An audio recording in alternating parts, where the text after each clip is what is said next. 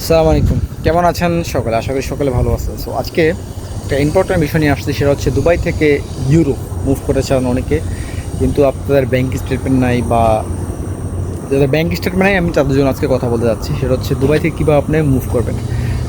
So Dubai থেকে Europe move করতে হলে আপনাকে ফার্স্ট অফ অল ব্যাংক স্টেটমেন্টের প্রয়োজন আছে, কিন্তু আপনি যদি একটু বুদ্ধি খাটিয়ে যদি আপনার হচ্ছে ইনভাইটেশনের মাধ্যমে যদি কোনো ই ভিসা কালেক্ট করেন, যেমন আলবেনিয়া আছে, বেলারুশ আছে, মলদোভা আছে, তারপর হচ্ছে আপনার সার্বিয়া আছে, দেন তারপর হচ্ছে বুলগেরিয়া আছে, এগুলোতে আপনার ইনভাইটেশনের মাধ্যমে ব্যাংক স্টেটমেন্ট ছাড়াই কিন্তু অ্যাপ্লিকেশন করতে পারবেন ই ভিসা ক্ষেত্রে, বা আপনার যেসব কান্ট্রিগুলো ই ভিসা দিচ্ছে আর কি, সেসব কান্ট্রিগুলোতে আপনি ইজিলি মুভ করতে পারবেন।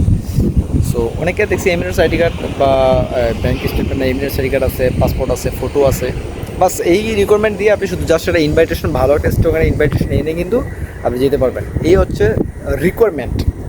কিন্তু অনেকে এই রিকোয়ারমেন্টটা অনেকে বলে না, কারণ আপনাদের অনেকে ধারণা যে ব্যাংক স্টেটমেন্ট দিয়ে কাজগুলো করলে ইজি হয়। আসলে ব্যাংক স্টেটমেন্ট পর না, যেটা বলেন ইনভাইটেশনের মধ্যে আপনি যদি কোনো টাকাটাতে মুভ করতে চান, দেন আপনার জন্য সবচেয়ে ইজি ওয়ে, এটা আপনাকে মাথায় রাখতে হবে। এই হচ্ছে সিচুয়েশান। ওকে, আশা করি বুঝতে পারছেন।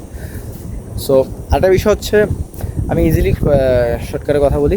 আরেকটা বিষয় হচ্ছে, আপনারা অনেকে মরক্কো যেতে চান বা স্পেন যেতে চান, এই বিষয় নিয়ে আমার সাথে পার্সোনাল কথা বলতে পারেন, কারণ ব্যক্তিগতভাবে এই রুট নিয়ে আমি কাজ করি।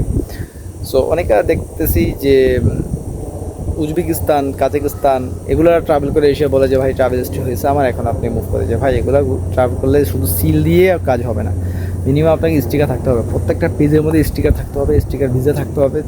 ইমিগ্রেশন কর্মকর্তা আপনার থেকে স্টিকার কালেক্ট করবে, স্টিকারগুলো দেখবে যে ইয়েস আপনার থেকে স্টিকার আছে, নো প্রবলেম, আপনি স্টিকার আছে, সব কিছু আছে, আপনি সব কিছু মুভ করেন। ওকে, এই হচ্ছে বিষয়টা, আশা করি বুঝতে পারছেন। ওকে, তো আরেকটা বিষয় হচ্ছে, দুবাই থেকে অনেকে আছে, যেমন লেবার ক্যাটাগরিতে আছে, বিভিন্ন কোম্পানিতে আছে, কিন্তু পাসপোর্ট এনওসি সমস্যা, তাদের ক্ষেত্রে আমি বলি ওয়ার্ক পারমিটে যান আপনারা।